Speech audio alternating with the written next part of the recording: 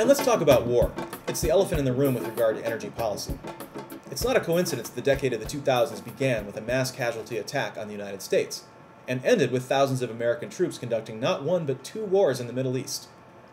And it's not a coincidence that the 2010s have started off with our fighting yet another oil-based war in Libya. Will we ever learn?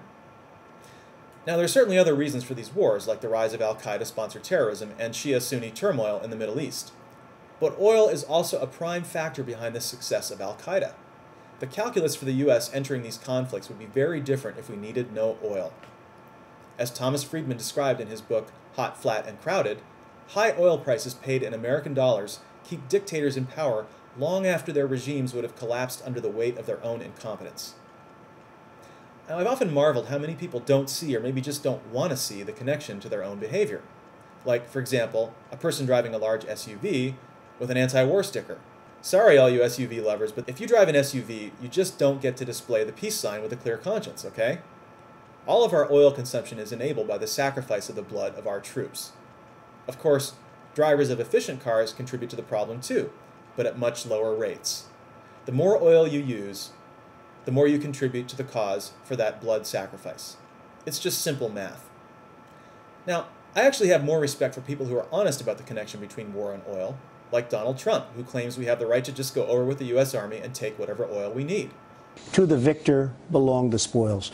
So when we go to Iraq, we spend $1.4 trillion so far, and thousands of lives are lost, right? And not to mention all the poor guys and gals with one arm and no arm and all the problems, Absolutely. Right.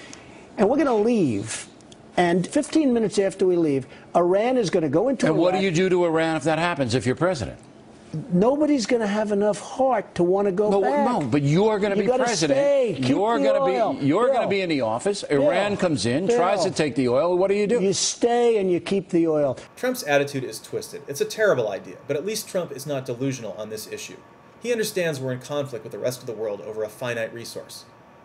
And if you want it, you have to basically be a thug and go take it. He also hasn't explained why we can't just buy the oil on the open market like we have been doing. As an avowed capitalist, does he think we're immune from the laws of supply and demand? Does he really think any oil company, American or not, would sell oil more cheaply to the U.S. than other customers, even in conquered lands?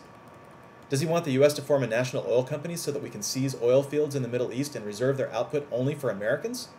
This is insanity. All right, so if we don't want to continue this Carter-Trump doctrine of being the world's oil-stealing thugs, what do? Well, we wouldn't need to start a budget-busting third war for oil if we just stop using so damn much of this stuff. Sadly, this is where the discussion usually becomes heated. No one, and I mean no one, wants to hear that we need to cut back. Saying so is setting yourself up to be attacked. So I expect to hear the full piss and vinegar that comes in response to any calls for Americans to bring down their energy consumption. Americans always shoot the messenger if that messenger tells them they have to conserve energy. Remember Dick Cheney. The American way of life is non-negotiable. Yeah, right, until it is. Not even our president is willing to fully confront the reality of reducing American demand. Instead, he's pandering to the right wing, not only with calls for increased production, but with inaccurate statements about how much oil we are actually producing. What we can do is, for example, increase oil production here in the United States. So we are out there. Here's a little secret for you. We actually have seen higher oil production here in the United States than any time in our history. Did he just really say that? I think he did. Let's hear that again.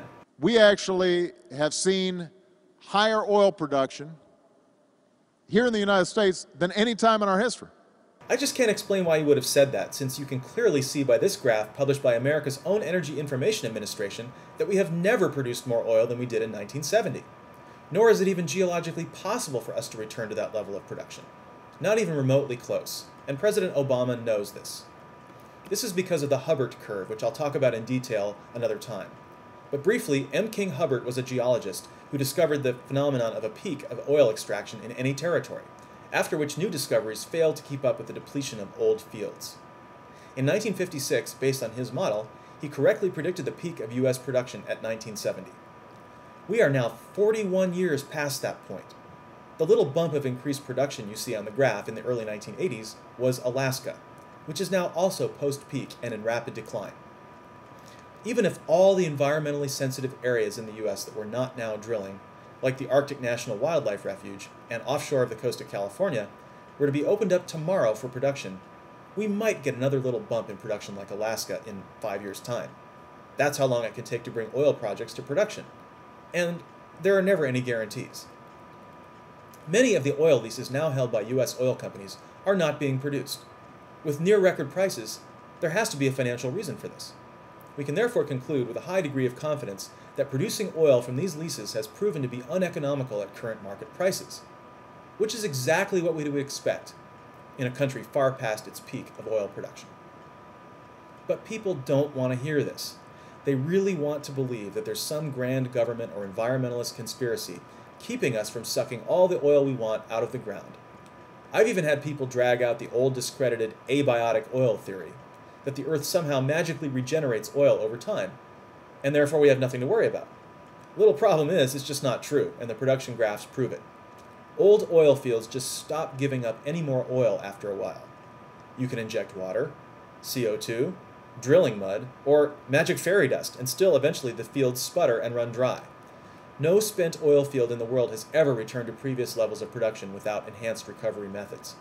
And even with enhanced recovery methods, the amount of ultimately recoverable oil is still finite. But here's the thing about oil.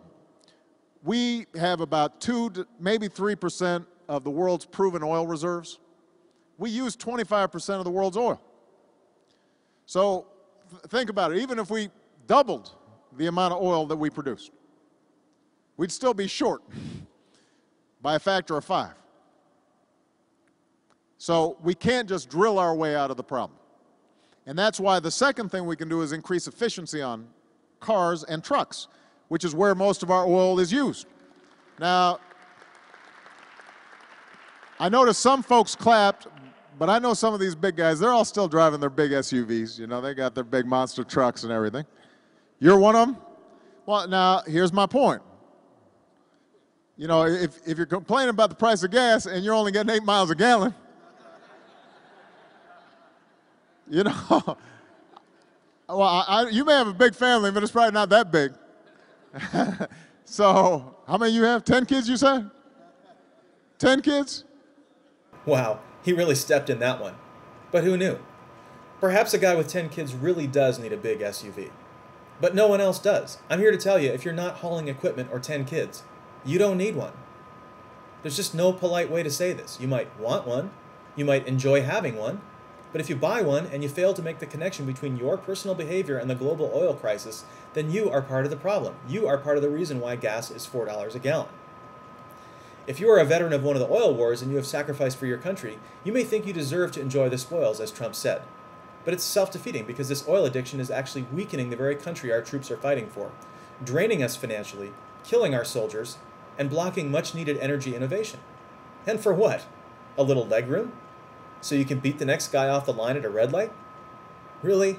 Is that worth destroying America's position in the world? Last year, for the first time in 30 years, we increased fuel efficiency standards on cars and trucks.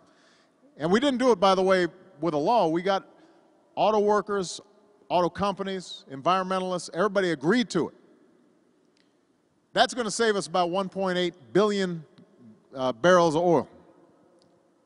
But we can do more. The more efficient our auto fleets are, the more efficient our truck fleets are, the less people are using. That lowers gas prices as well. I'm glad President Obama sees the connection to prices. I'm glad he tightened the fuel economy standards. But he could be doing so much more. Coming up in future episodes, I'm going to be talking about what really needs to happen to break our oil addiction. While it's important to look at the automobile industry, it's not nearly enough to think about building more efficient cars. We have to rethink our entire concept of transportation and our relationship to it. We have to rethink the very design of our cities and how we inhabit them, how we develop them, and how we change our incentives to reform business as usual in America. If this sounds like a monumental and expensive project, it is. And doing it in an era of even more expensive energy and unprecedented deficits makes it even more difficult. Whatever your politics, whether you fight this change or embrace it, in the coming decades, we're all about to discover that this transition is not optional. Fossil fuel scarcity will force choices we never believed we'd have to make. The good news is, the sooner we start making those tough choices, the easier our ultimate transition will be. Thank you for watching. Until next time.